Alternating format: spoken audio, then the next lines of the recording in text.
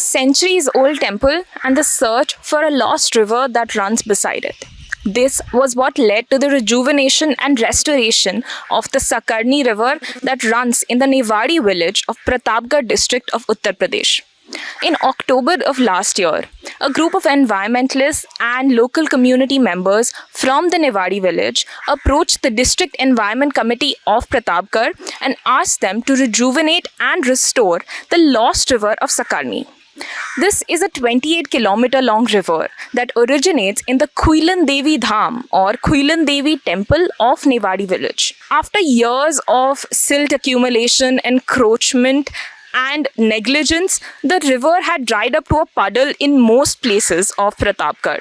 And in some places, there was no evidence that there used to be a river here.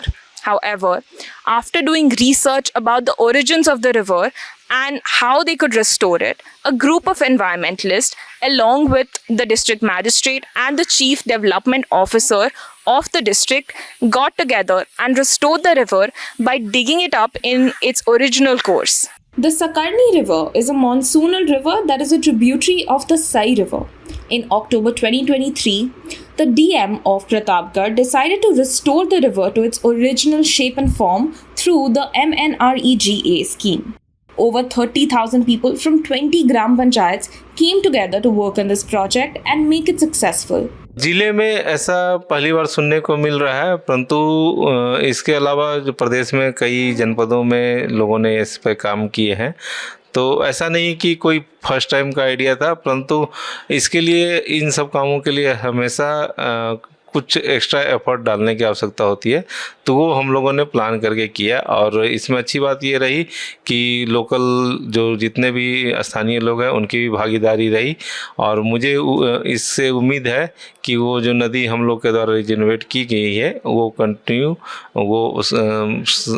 वो बहती रहे, ऐसा हमें उम्मीद है।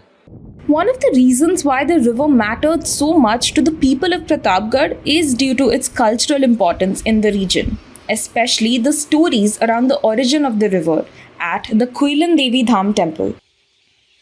Legend has it that Khuilan Devi is a form of Lord Krishna's mother Yashoda.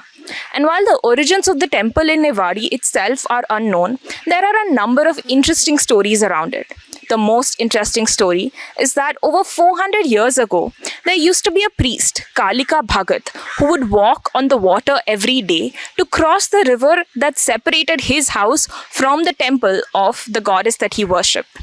The river that he would cross is the Sakarni River. It wasn't just the culture and the history associated with Sakarni that made it important for the region though. सबसे बड़ी बात है madam कि ये पानी बरसाती नदी थी ये, और ये विलुप्त हो गई थी, बिल्कुल इसमें पानी नहीं आता था, और लोगों ने कहीं कहीं जब कोई सिस्टम ख़राब हो जाता है तो उसका लोग अपने तरह से उपयोग करना शुरू कर देते हैं, तो इसका एकदम से अस्तित्व ही मिट गया था। और पानी न केवल पौधों के लिए ज़रूरी था, खेती के लिए ज़रूरी था, लेकिन जो हमारे आवास बने हुए हैं, जो गाँव व्यवस्थित थे उस किनारे किनारे, उनके भी जो ग्राउंड वाटर लेवल था वो भी काफ़ी नीचे इसके नाते जाता था, क्योंकि ये बरसात 4 महीने तो रहती ही है बरसात, उसके बाद 1-2 महीने और पानी रहता है, तो आप मान के चलिए कि 12 महीने में 6-7 महीने इस नदी से पानी होके गुजरता था। तो हमारा ग्राउंड वाटर लेवल जो था वो हमेशा मेंटेन रहता था, लेकिन इसके नदी के वो बंद हो जाने से और इसका रास्ता बंद हो जाने से ये काम नहीं हो पा रहा था। ये चीज़ यहाँ दिक्कत हुई, और रिजनरेट हो जाने से ये फ़ायदा हुआ है कि वो चीज़ें फिर वापस आ रही हैं। In a district that is inundated by 8 rivers, including the Ganga, the search for the lost river Sakarni gained a practical significance when it came to the irrigation needs of the farming community. According to the Deputy Director of Agriculture in Pratapgarh district, a large majority of the district's income comes from farming, and almost 80% of the farmers in Pratapgarh depend on private tube wells for their irrigation needs. Despite the practical, cultural and ecological importance of the Sakarni River, finding it and then batting for its rejuvenation was not an easy task for the local environmentalists of Pratapgarh led by Ajay Krantikari. Pratapgarh से लालगंज जब हम जाते हैं तो एक रास्ते में सकरनी का पुल पड़ता है। और सकरनी का पुल जब चर्चा में है तो जाते मन में जब सकरनी का पुल है तो सकरनी होगी यहाँ पे, मुझे लगा नदी है यहाँ। उस पर फिर हमने अपने समुदाय से बात किया, लोगों से चर्चा किया, धीरे धीरे ऐसे हाव भाव बनता गया। लोगों ने हमसे कहा कि जिस नदी की आप चर्चा कर रहे हैं, नदी तो नहीं दिखती मगर हमने भी सुना है थोड़ा बहुत, और अगर आप इस पर कुछ काम करते हैं तो हम आपका सहयोग करेंगे जितना कुछ हो सकेगा। तो हमने सकरनी की खोज की और सकरनी आज जनपद में प्रवाहमान हो गई है। किसी नदी को पुनरुद्धारित करना या कुछ इस तरह करना, ये कहने में तो आसान लगता है लोगों को, हमने ये कर दिया, हमने जंगल खड़े कर दिए, लेकिन करने में बहुत समय लगता है। उसमें संसाधन चाहिए, लोग चाहिए और सबसे बड़ा जुनून चाहिए। तो ईश्वर कृपा से जुनून तो है हमारे मन में, लेकिन हमारे पास पैसा नहीं है कितना कुछ हम अपने पास से कर सकें। तो हमें लगा कि इसके लिए प्रशासन है, सरकार है, और सरकार की तमाम योजनाएं चल रही हैं नेचुरल रिसोर्सेज के मैनेजमेंट के लिए। मुझे जानकारी थी क्योंकि मैं डिस्ट्रिक्ट एनवायरनमेंट कमेटी का मेंबर हूं, तो मुझे लगा कि इस पर अगर डीएम साहब से बात की जाए तो शायद बेहतर होगा, सरकार और समाज मिलकर काम कर सकते हैं। तो मैंने फिर जिलाधिकारी महोदय जो हमारे आदरणीय इस समय संजीव रंजन जी हैं, मैंने उनके सामने प्रस्ताव रखा। मनरेगा का एक मेजर कंपोनेंट होता है जो कि नेचुरल रिसोर्स मैनेजमेंट। तो नेचुरल रिसोर्स मैनेजमेंट के तहत सामान्य तौर पे तो गाँव में छोटे छोटे तालाब इत्यादि की खुदाई की जाती है, परंतु इतना बड़ा प्रोग्राम एक साथ नहीं लिया जाता है। इसके लिए कुछ स्पेशल एफर्ट डालने की आवश्यकता पड़ती है, तो क्योंकि इसमें कई पंचायतों को एक साथ काम करना होता है और सबको जोड़ना होता है, तो इसके लिए स्पेशल एफर्ट डाल के हम लोग मनरेगा के तहत काम किए थे और मनरेगा में ऐसे कार्य करते हैं। It wasn't just Krantikari and DM Ranjan, but also other government officials too that were scared about how the project would go forth. Since most of the land of the river was now under farmlands of different farmers from different villages, the task involved convincing them to give up their fields and support the Manrega process. All of the officials involved echoed the sentiment that the support of the local citizens was paramount to the project. देखिए, सबसे बड़ा challenge आता है लोगों को एक platform पर लेके आना, एक जैसी समझ विकसित करना, ताकि एक ही कॉन्सेप्ट पर, एक ही प्रोजेक्ट पर हम सब मिल के आगे बढ़ सकें।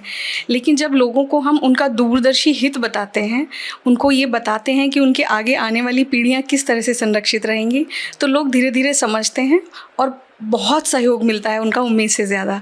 तो काम करने में बहुत ही अच्छा लगता है फिर। For the people of Pratapgarh, the only remnant of the Sakarni River for the last 2 decades was the Khuilan Devi Pond from which the river originated.